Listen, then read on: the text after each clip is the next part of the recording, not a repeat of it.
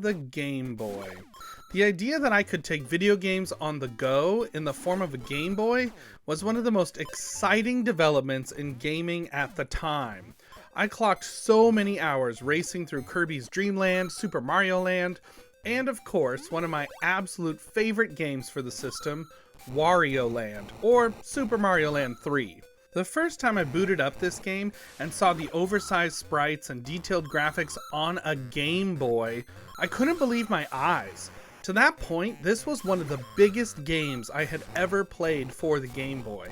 There were so many secrets to find, so many levels to play, so many different worlds and environments to explore. It makes Wario Land a game to return to, even all these years after its release. One of the best parts of this game are all of the secret levels that open up as you explore each world. In the middle of the second world, there's a secret exit from Mount Teapot that takes you across a bridge in the clouds to Sherbet Land, an entire world contained on and within an iceberg. I'm the Play It Again Pastor, and as I've been on the search for the most Christmassy retro video game level of all time, I had almost forgotten about this world in Wario Land. Since I love this game so much, I was excited to come back to it and see how it held up after all this time, as well as if Sherbet Land would possibly qualify as the most Christmassy retro game level of all time. There are 6 levels in Sherbet Land, 2 of which have secret exits. There are also 3 treasures to find throughout this world as well. This game actually has multiple endings depending on how many coins and treasures you find throughout the game. In order to truly complete this game, you have to travel through Sherbet Land, but in order to only beat the game, this entire world can be skipped. I loved this exploration aspect to Wario Land. It made it feel like I was discovering an entire world of secrets in Sherbet Land. Most of the levels take place in icy caves, where ice stalactites hang from the ceiling, enemies throw snowflakes at you, and even some of the enemies are frozen in blocks of ice throughout the levels. Everything is covered in snow or ice here, which adds to the fun snowy vibe. Even the soundtrack throughout these levels makes use of the Game Boy sound to create what sounds like cracking and sparkling ice, similar to the soundtrack in the Magical Quest for Super Nintendo. The puzzle elements in these levels to find secret endings or hidden treasures are sometimes obtuse, and other times really straightforward or easy to figure out with a single clue. Each treasure requires a key that you must find before traveling through the level to find a door that will lead to the treasure.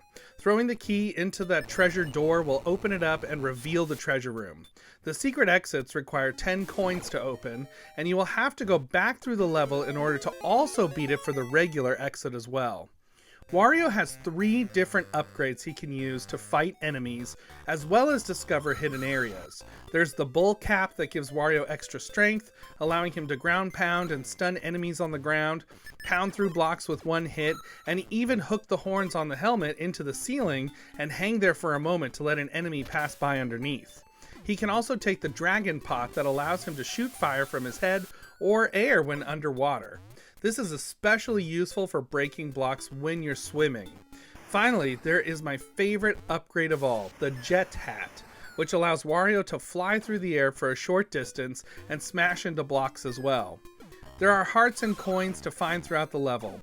Collecting 100 hearts will give Wario an extra life, and coins are needed not only to make the 10 coin price to the level exit, but also to reach the best ending possible at the end of the game. So, how Christmassy is Sherbet Land? I mean, the world literally starts on a cloudy bridge from Mount Teapot to the snowy iceberg that is this level. So there's a bit of the magical Christmas quality that has been missing in some games I've played so far that are present from the very beginning. You also have a penguin boss at the end of the world, as well as icy enemies throughout the levels. There are hidden treasures to find, so those could count as Christmas presents, right? Right? Sure, why not? All said, this is a collection of snowy levels that will have you dreaming of a snowy Christmas morning for sure. In fact, I'll give it a 35% of a Christmas vinyl record that mostly doesn't skip on the scratches. So, I'm still on the hunt though. If you have any game suggestions, please put them in the comments below. Until the next game, keep dashing right through the snow.